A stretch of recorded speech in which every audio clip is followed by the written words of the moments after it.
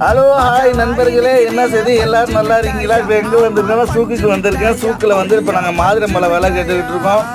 20 ரியால் சொல்கிறாரு, 15 ரூபா கேட்குறோம், கொடுக்கல. 10 ரியால்னு கேட்டிருக்கோம். அப்புறம் என்ன செய்தி?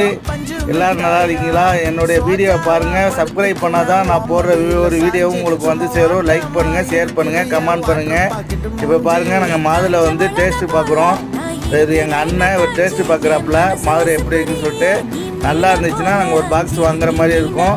நீங்களும் பார்த்துட்டு கமெண்டில் சொல்லுங்கள். இப்போ சாப்பிட்டு பார்த்தாச்சு, சூப்பராக இருக்குது. ஓகே, பாய்.